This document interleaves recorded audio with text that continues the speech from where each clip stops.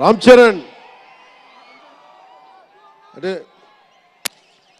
నేను రామ్ చరణ్ ఉన్నప్పుడు నేను పుట్టినప్పుడు నేను ఇంటర్ ఎప్పుడు చదువుతున్నాను.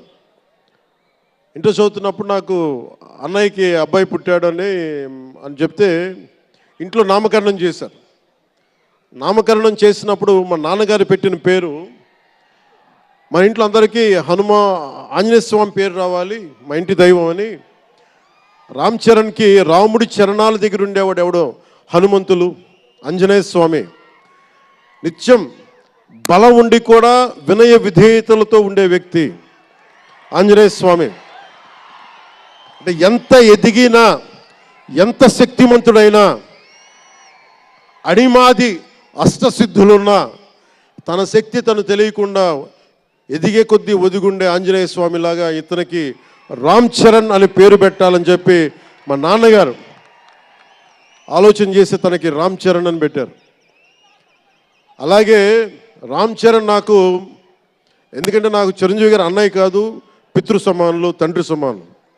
మా వదిన నాకు మాతృమూర్తి. సో నాకు రామ్ చరణ్, నేను బాబాయ్ వీటన్నిటికంటే కూడా నాకు ఎప్పుడు ఒక తమ్ముడు.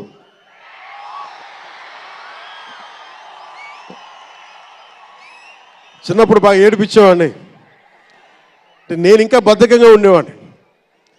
అంటే కరెక్ట్గా చెప్పాలంటే నేను తమ్ముడు సినిమాలో నా క్యారెక్టర్ లాగా ఉంటే రామ్ చరణ్ 7 ఏళ్ల వయసు, నా రెండో కొడుకు అంత వయసు ఉండేది. ఇప్పుడు ఆ వయసులో తెల్లవారుజామున చలిలో హార్స్ రైడింగ్ నేర్చుకోవడానికి మొత్తం ఆ హెల్మెట్తో పాటు అన్నీ పెట్టుకొని షూస్ అన్నీ సర్దుకొని రాత్రే నేను సోఫాలో పడుకొని ఉంటే వచ్చి పాపం నన్ను లేపి ఇంకా నేను పడుకునేవాడిని. తను రెడీ అయిపోయి నన్ను లేపి ఒకసారి నేను దింపాల్సి వచ్చేది. ఇష్టంతో కాదు, తప్పక, లేదు తిడతారు ఇంట్లో. అంటే అంత క్రమశిక్షణతో ఉండేవాడు చిన్నప్పటి నుంచి. నాకు రామ్ చరణ్లో నచ్చింది ఏంటంటే ఇంత ప్రతిభా సమర్థత ఉందని ఎప్పుడు తెలియదు ఎవరికి కూడా. ఇంత శక్తి సమర్థత ఉంది ఈ వ్యక్తులు ఎప్పుడు మాకు తెలియలేదు. ఎప్పుడు ఇతను నేను డ్యాన్స్ చేయటం ఎప్పుడు చూడలేదు నా లైఫ్లో, సినిమాల్లో తప్ప. ఇంక సినిమాల్లో మాకు వ్యక్తిగత జీవితం నేను ఎప్పుడు చూడలే. అసలు మ్యూజిక్ వేస్తే కాలు కూడా ఆడించడు, కానీ అంత అద్భుతమైన డాన్సర్. అలాగే